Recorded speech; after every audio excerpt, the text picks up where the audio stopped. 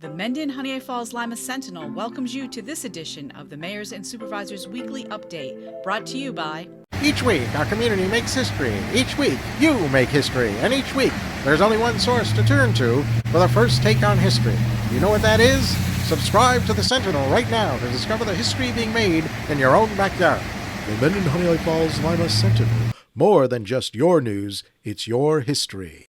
Hey, welcome everyone to this week's edition of the Mayors and Supervisors Update. I'm Chris Carosa, publisher of the Mendon-Honeoye Falls-Lima Sentinel, and each week we bring you the goings-on in the towns and villages that we cover. This week we'll be starting off with Rick Milne. Rick, what's going on in Honeoye Falls? It's great to see everyone again this week, Chris. Appreciate working with all my fellow partners that are on today too, and very, different facets of our local government. So this past week, I had the opportunity to attend a couple very enlightening and interesting meetings that focus on some of our most important residents and often some of our most vulnerable. On Saturday, the 27th, I attended the Veterans Memorial Council legislative meeting held at the 40 and 8 Club in Rochester. I've had the pleasure of attending this meeting for the last couple of years, and it's a wonderful opportunity to learn about some of the concerns and needs that our veterans have and encounter each and every day. One very interesting topic was actually the lack of bed space or areas for our female veterans to utilize in some of the housing locations. While this focused on Monroe County, I know that this is something we need to focus on in our local municipalities as well and across the state and nation. We also spoke about some of the positive legislation that is in process and other legislation that needs to be addressed. So this is an area and group that I want to make sure to continue to support and advocate for in my positions. And locally we have some incredible American Legion posts. The Honeoye Falls Post 664 and the Lima Legion, and certainly Henrietta as well, and Rush. We're very blessed to have active organizations that we need to make sure we're supporting and listening to and advocating for. And then this past Friday, February 2nd, I attended the Greater Rochester Area Partnership for the Elderly, also known as GRAPE, and heard from some incredible organizations like Lifespan, Episcopal Senior Life Communities, AARP, and Compeer about the needs of our local and all of our senior residents. And that, again, like the veterans, this truly impacts all of our communities as well. Discussion about the need and more of our seniors wanting to age in place and stay at home or in their own home if possible through the end of their life, and what it takes for that and the costs.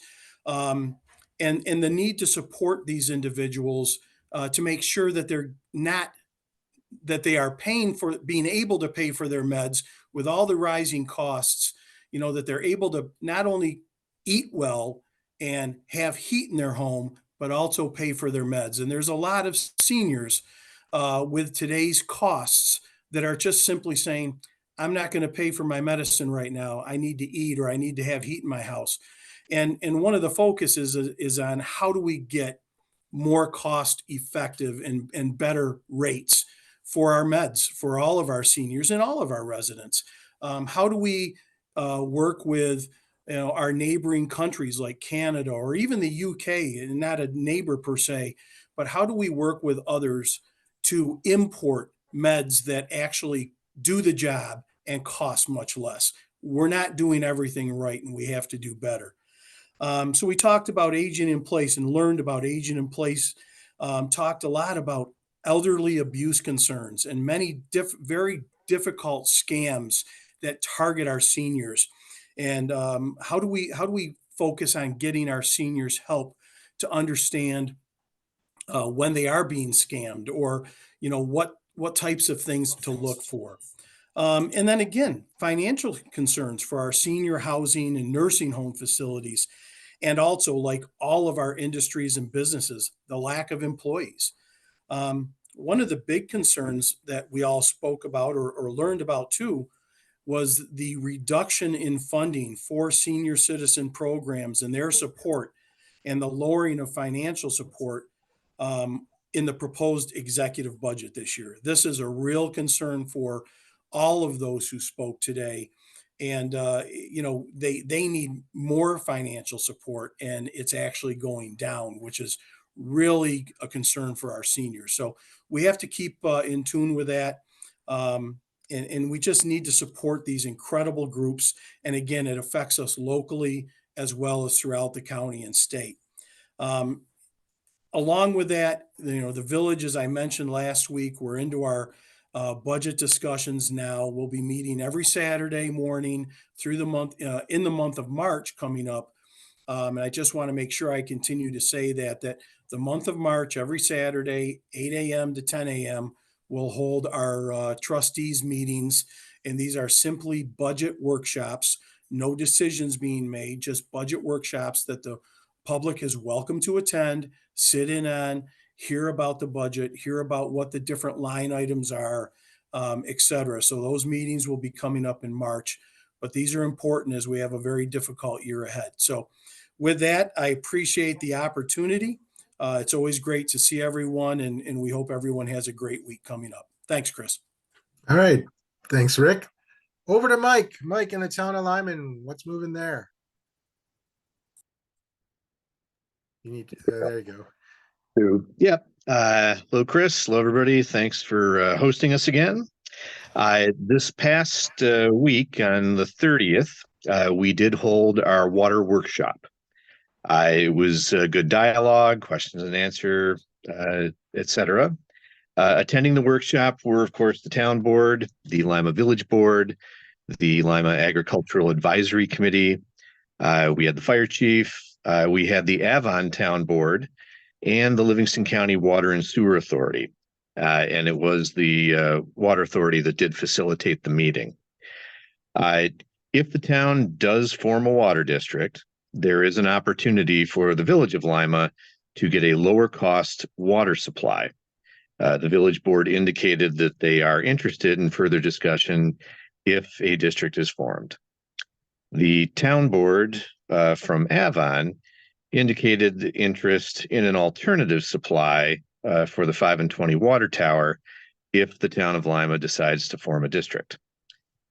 There will be further discussion at the Lima Town Board meeting on February 6th. So if you're seeing this live, it's on Tuesday. And if you're reading it in the paper, it was this past Tuesday. Minutes and the audio recording of the workshop will be available on the town website.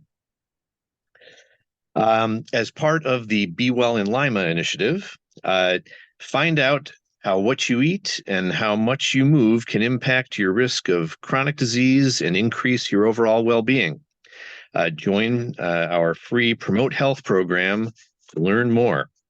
This is going to be held Wednesdays from March 6th through April 24th from 10:30 in the morning to noon at the Lima Public Library.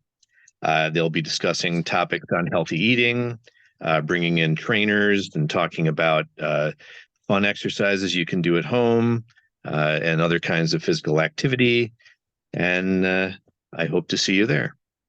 And that's all I've got, Chris. Okay. Thanks, Mike. Now it's John's turn. John in the town of Mendon, unmute yourself and go at it. All right. Thank you. A couple of things. First of all, last year about this time, we hired a part-time person for the town of Mendon, who is a resident, who is dedicated to buildings and grounds. With the 2024 budget, that position was turned into a full-time position, and we were able to retain that same person in the full-time capacity. One of the reasons why we wanted to expand as far as buildings and grounds is that the town of Mendon does own a significant amount of property as well as buildings, and they're not getting any newer. If you've been to town hall, you know it's one of the oldest buildings in town. So we did need someone who could address some of the issues that come up from time to time, and as well being proactive instead of reactive to some of the issues that come up with our buildings and grounds. One of the things that that person is going to be responsible for is our flowers in the hamlet. And we have some new planters coming that will require watering less often.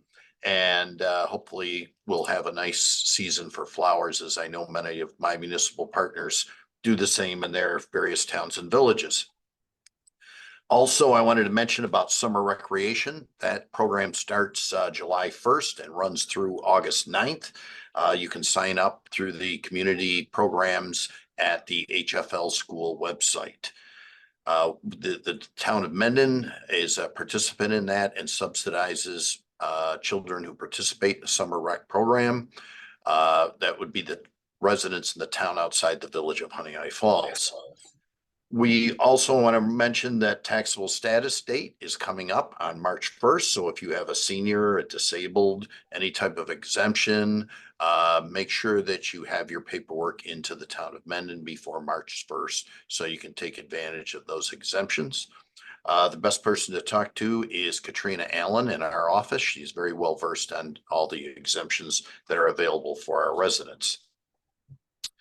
Most of our positions on our various boards and commissions have been filled with one exception, and that is for our Historic Preservation Committee. If you have any interest in being on our committee, please send me an email, contact me at Town Hall. We still have one opening in that commission. Our solar eclipse that everyone has talked about for some time now is getting closer. We're a couple of months out. I know our Mendon Public Library, as well as the Mendon Business Association, is planning events, ordering glasses for our residents to view the solar eclipse, and I'm sure we'll hear more about it in the upcoming weeks. Let's see. And I think that pretty much covers it for me. Chris, thank you. Okay. Steve, you're coming up. We might be able to get Jim. Jim didn't have the link, so I just emailed him to tell him to get on right away because we're almost done. But Steve, go ahead and take your time, so to speak. Hi, thanks.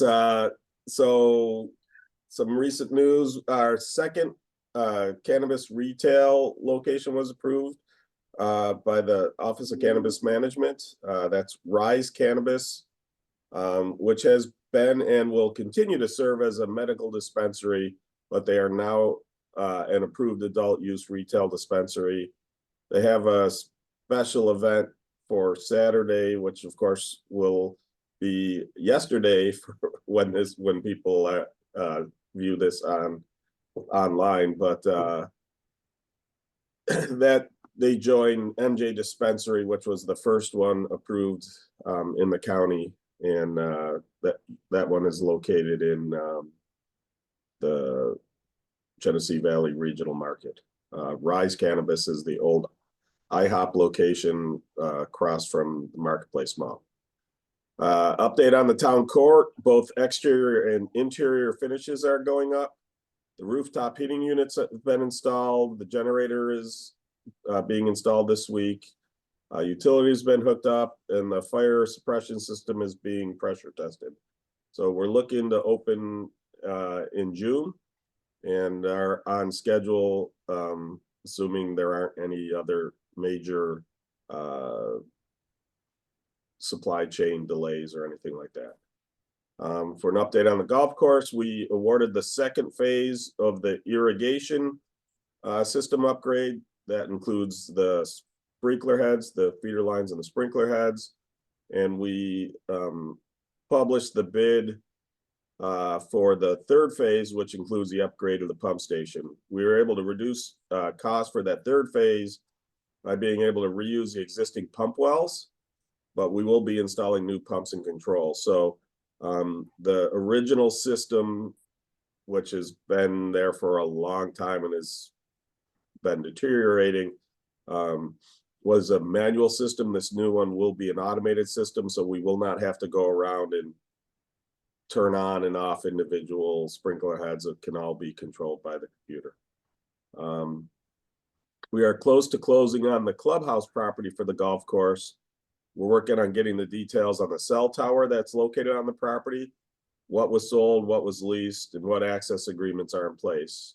Unfortunately, the clubhouse property owner did not have the details of that transaction, as it had been a while back and apparently he lost paperwork. So we've been trying to get them from the cell tower operator, but that's the last thing that has to be resolved before closing. We did complete our phase 1 environmental inspection there.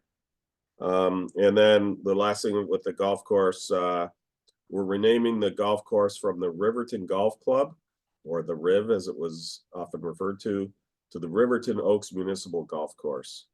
Riverton Oaks was an early name from back when the course was first built.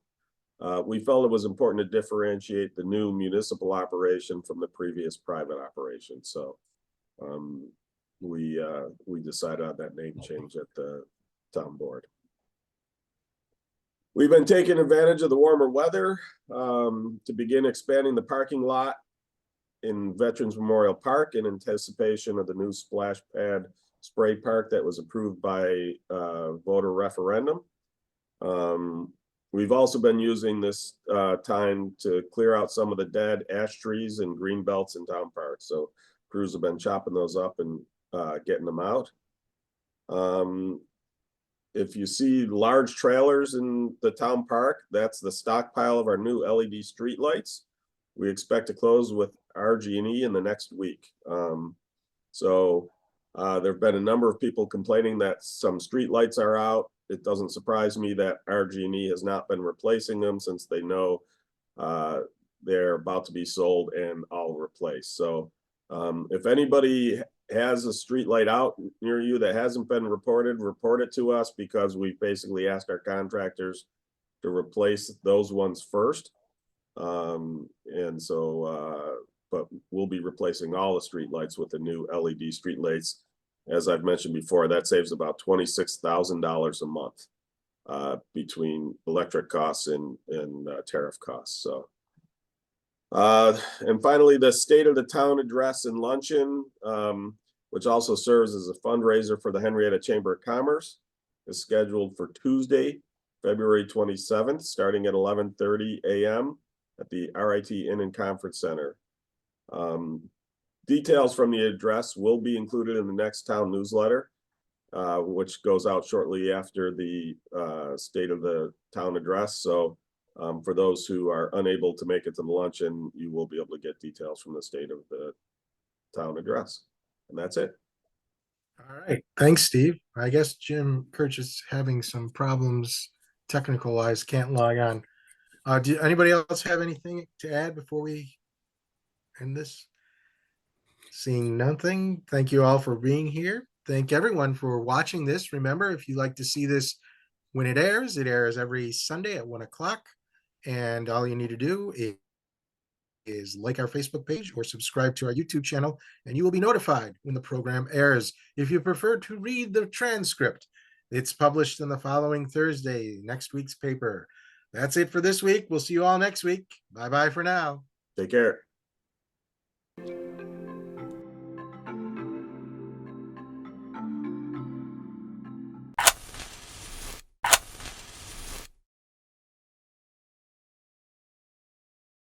Imagine yourself communicating with a difference. Pan-Dimensional Solutions helps you do this. Whether live spectator events, taped broadcasts, or real-time audience-engaging programs, you can benefit immediately from the tools Pan-Dimensional Solutions will share with you.